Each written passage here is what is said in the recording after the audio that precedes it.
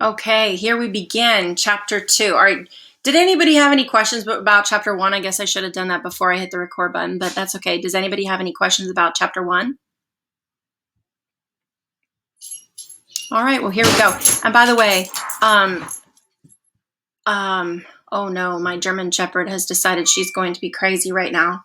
So sorry. You might hear her in the background. She's a crazy one. Okay, so chapter 1, we talked about real property, and we're going to get into personal property. Just Susan, the author. Question? Yes. Could you go over the PCED? Yep, the PCED, PCEED. Yep. Yes, ma'am. Absolutely. So PCED is your bundle of rights. And when you're purchasing real or personal property, you get a bundle of rights, right? You get rights associated with owning something. So that P stands for possession. The C stands for control. You've got enjoy, exclude, encumber, and the D stands for dispose. So those are your bundle of rights when you're buying and selling real or personal property. You got the right to possess it. You got the right to control it within legal limits. You have the right to enjoy it. You have the right to encumber. And we're going to talk more about encumbrances, the right to exclude others from using it. And you have the right to dispose of it. All right. Dispose means that you can sell it, will it, transfer it, give it away, whatever you want to do with it. Other than burn it down, we're not allowed to do that, right? Okay. So does that answer your question? The last E. I wonder why it's echoing. That's really strange. All right, do you guys hear that echo? Is it just me? No, we can hear it. Sorry, Sarah. Actually, Hazel is my friend, so we're both here at my house taking the course. I actually got her into it. Okay, that makes sense. Now I'm like, that's really strange. All right. So that we got it. Yeah, I guess one of you guys has to be muted and the other's not, or something like that. All right, perfect. So wait, was there another question? I'm so sorry. She said the last E of that. So the 3 E's stand for, the 1 E stands for enjoy. Then there's encumber and exclude. Okay. All right. Thank you. All right. So chapter 2, and we'll get more back into that. Don't worry. The good thing about this course is it's very repetitive, which is really awesome because Mosley says the key to learning is repetition. So there it is. All right, so chapter 2, guys, we're going to be talking about physical and economical characteristics of land. On your big book, it's in page 13 if you're looking for it. But remember, we're in our workbook now. In the workbook, you can fill in the blanks, okay? So what are the 3 physical characteristics of land? It's immobility, indestructibility, and non-homogenetic, which is also, you'll read it sometimes called heterogeneity, which is the exact same thing. Non-homogeneity and heterogeneity, same exact thing, okay? So let's go through the 3 different types. So immobility, your land is influenced by where it is located, all right? It's kind of like you and I. When we're looking for a property to purchase, right? Where it is located matters. Okay, you can't pick up a house and move it. You can't pick up a piece of land and move it.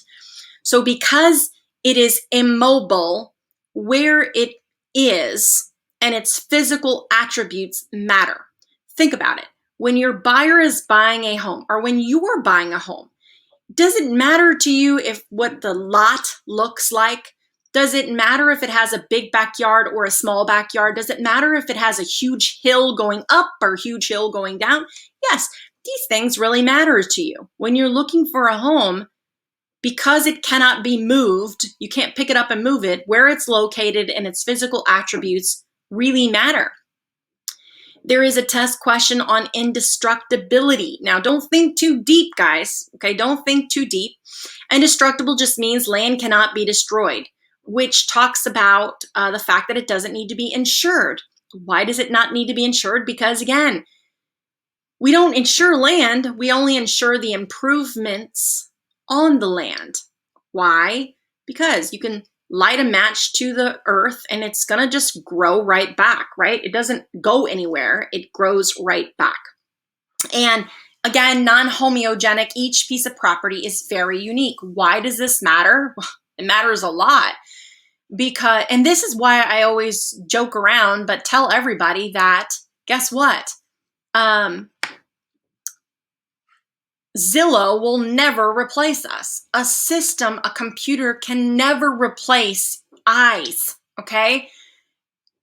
Nose, how a house smells, okay? I know it sounds silly, but each home is valued at a different price based upon lots and lots and lots of factors, okay?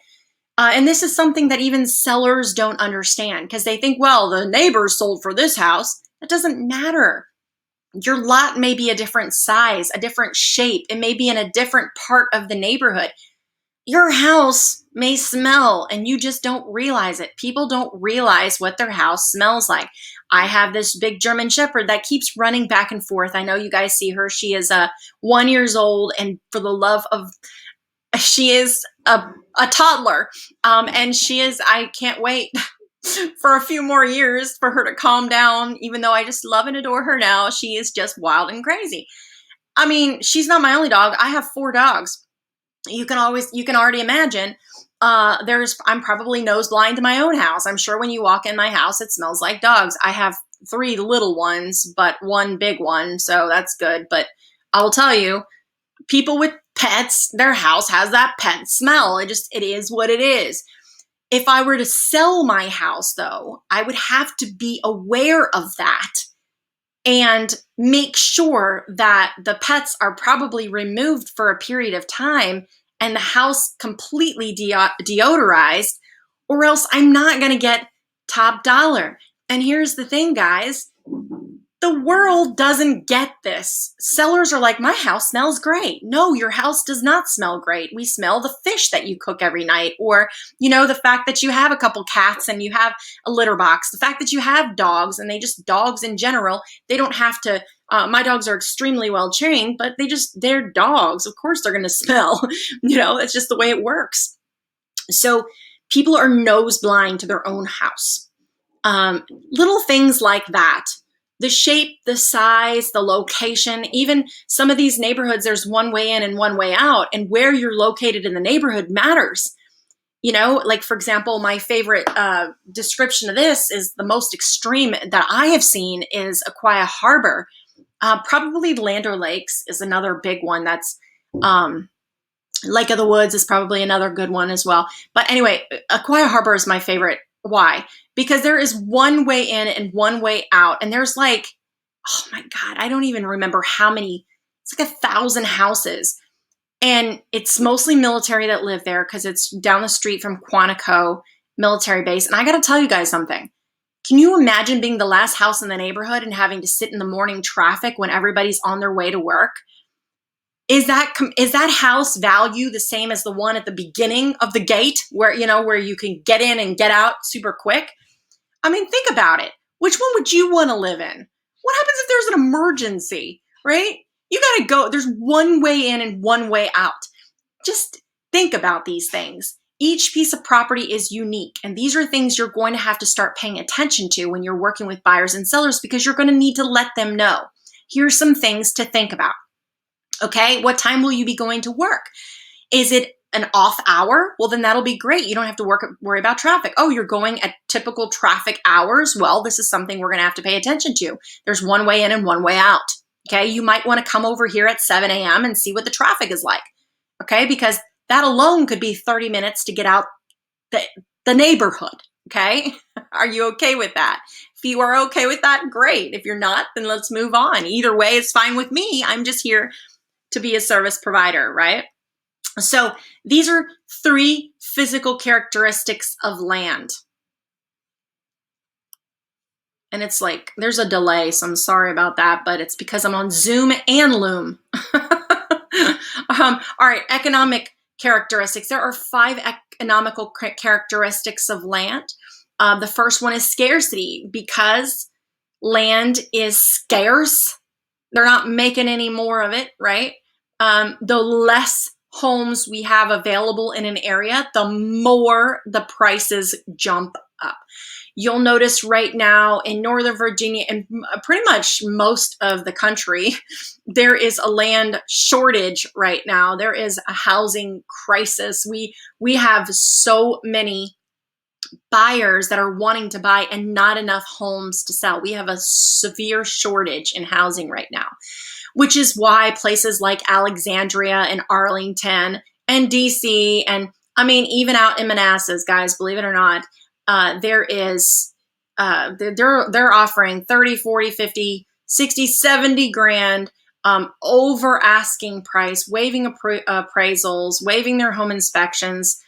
It's not quite as bad as it was in the early 2000s. I lived through those days in the real estate, and that was really crazy. This is not quite as bad, but it is still there.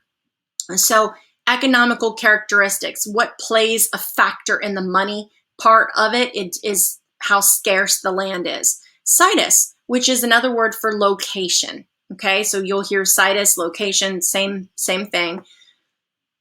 Where the land sits really matters. For example, I could have the same exact size property, same house, same layout, same everything, and one's in DC and one's in Manassas. Obviously, which one is going to cost more money?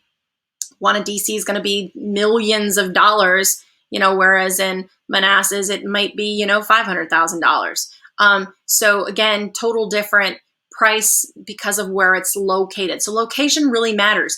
Houses that are in really popular neighborhoods sell for houses that are not in popular neighborhoods.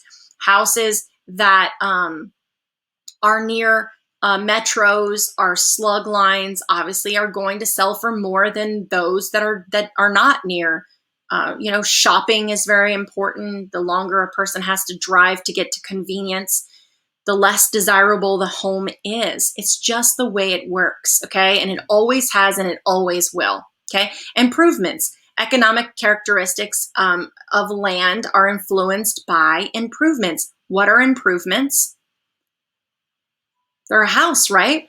Could be a shack. It could be a mansion. It could be a tent, a teepee. I really don't care what it is. If you have development on a property, it's more valuable than raw land. So I'm going to say that again. Land with a structure is more valuable than land without any structure. Raw land is not as valuable as land with structure on it. And by the way, that structure could be a tear down. It's still more valuable than raw land. This is a concept most people, they want to argue with me over this, and I have to explain to them. Do you know how much money it costs to prepare land for building? Do you know what it costs to get those permits? Do you know what it costs to get the utility lines in? I would rather buy a tear down than raw land any day. I'd rather tear down a house and start over than to buy raw land. Okay? It is way cheaper to buy a tear down house than it is to buy raw land. People want to argue with me all the time over this until they look at the numbers. I'm speaking with a lot of experience here, okay? So trust me when I say this, okay? So production. All right, let's talk about production. Production talks about smart house features, and it really doesn't even have to be. We can go as basic as indoor plumbing versus outdoor plumbing, okay? Indoor plumbing versus outdoor plumbing, which is more valuable? Obviously, homes with upgrades have more value in the eyes of the buyer. But I want to be very specific. Not always is it valuable in the eyes of an appraiser. So I want to say that again. Okay, I'm going to say that a little slower so you guys understand. What you and I find valuable, and we would choose a house because it has it, doesn't mean that an appraiser will give it more value. Okay, this is a really huge misconception in the world. People think, well, the more I do to my house, the more money I will make. That is not true at all. You see, every house sells twice. It sells first to a buyer, then it sells to an appraiser. And if a person cannot get the appraiser to agree with the sales price and the appraisal comes in lower, the buyer can't get a loan. So no matter what you and I do to our house, we can line the tile with gold. It doesn't mean we're going to get more money for the house. The appraiser doesn't care. This is why people that are like, well, my house is better because I put in stainless steel appliances. Appraisers don't care. Well, my house is more valuable because it sits at the right angle and the sun comes in just perfect. Again, appraisers don't care. You're not getting more money. Well, I updated my house. You're expected to. You don't get more money because you kept your house up to standards. No, you get value. You get market value because you updated your house. If you didn't update your house, you'd get less than market value. You don't get over market value because you updated your house. No, you get market value because you updated. This is a huge misconception in the world. People are like, the more I do to my house, the more money I'll get. No, it doesn't work that way. And this is something that I really wish that you guys would help me share with the world, because they don't seem to get it. And it's unfortunate because they shoot themselves in the foot by overpricing their house or over improving their house. And then they lose money. Okay, and I don't like it when people lose money. I want to help them make money. So what do we have to do? We have to educate them on how values work. And it's not what they think. What they think is totally wrong. Okay, so there are things that you can do to increase the value. Now, people always ask me this, well, how do neighborhoods increase in value? Cash. Let me explain to you how this works. Let's just say that I come into a neighborhood, I'm a buyer, and I go to make an offer on a property. I feel the house is worth $500,000. Appraiser comes in and says, no, it's not. It's worth $475,000. Okay, I have two choices as a buyer. I could pay that extra $25,000 with cash out of my pocket. But if I don't have that cash, then I'm forced to get a loan. I have to hope and pray the seller will reduce and come to reality that their house is not worth $500,000. Even though I, the buyer, feel like the house is worth $500,000, if I don't have the cash, it's not my decision. It's the bank's. Okay? So how do houses in neighborhoods increase? People bringing cash and saying, you know what, I don't really care what that appraiser says. I'm willing to give you the extra $25,000 because I want this house. And the seller says, thank you. And next thing you know, there's a comp that supports a higher price. Does that make sense? That's how neighborhoods increase in value. Other than that, they don't. People aren't willing to come out of pocket with cash. If they don't have cash, it doesn't sell. Just the way it works. Okay? Now, and there are things that buyers will be like, wow, this is amazing. And I do highly encourage sellers to upgrade their home, okay? Because it makes it more valuable in the eyes of the buyer. So for example, let's just say that we're in a competitive situation where like there's too many houses on the market. The more that I have done, and I will not say the more money I've put in, okay? Because I could put $5,000 in a kitchen and someone else can put $25,000 in a kitchen. Our kitchens will be very comparable. I will make money and they will not. They will lose money. Okay, so you don't have to put a lot of money in the house.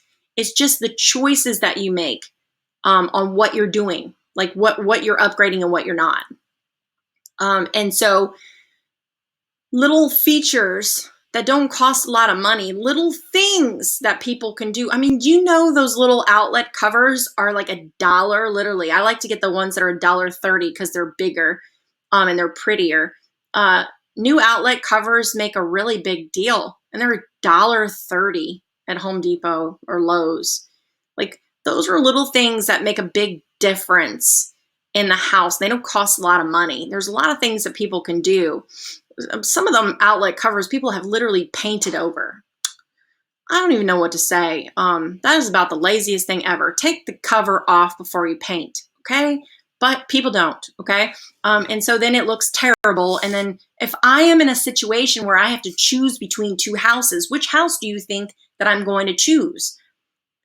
Right? Right now, it almost doesn't matter because we have a housing crisis where we have a shortage, but the tables will turn. I guarantee you it has many times in my career. So when we suddenly have a lot of houses, okay, and we won't suddenly have a lot of houses. That's not going to happen. Government's very careful about that.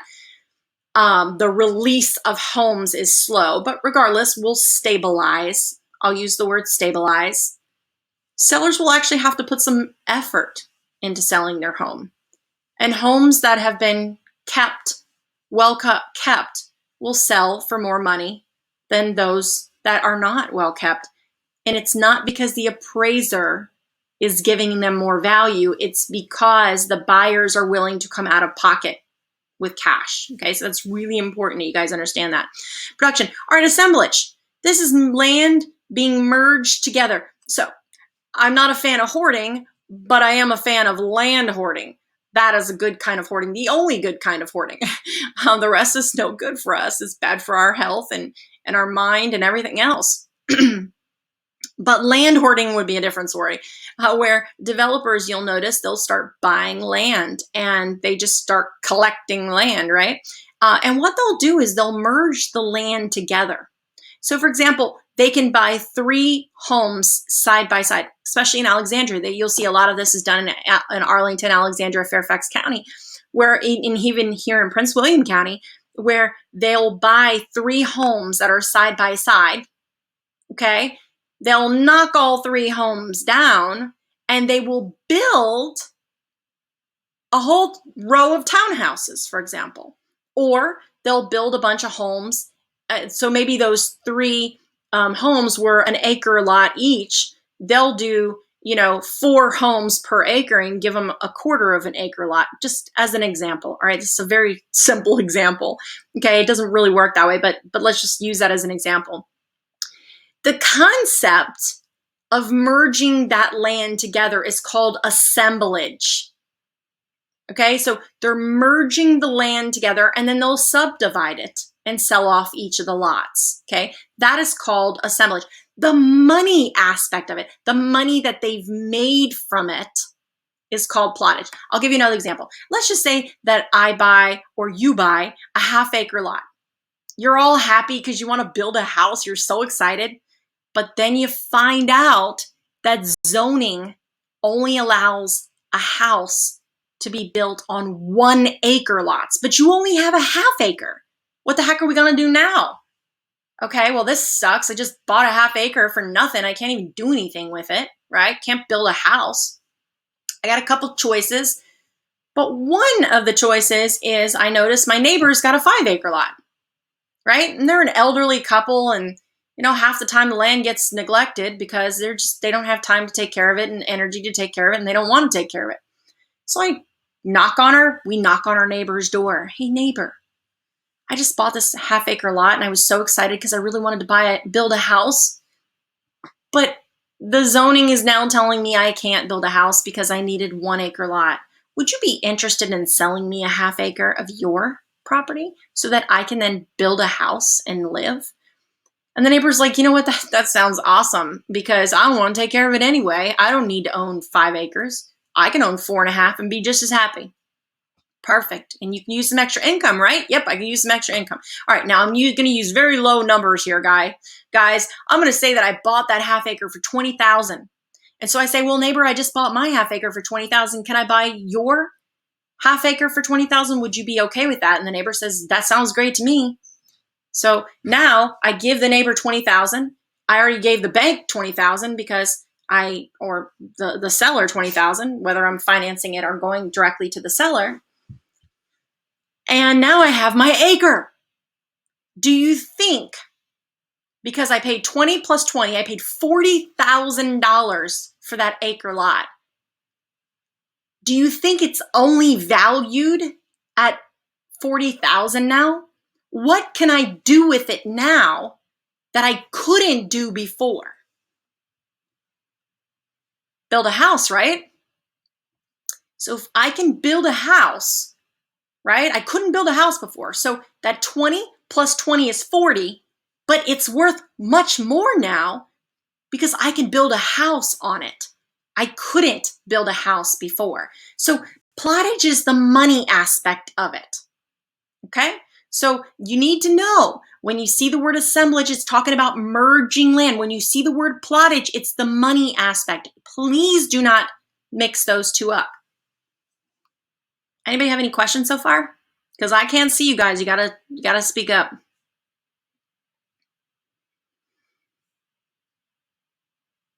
All right, I am going to stop my loom and we're going to go on to the next chapter.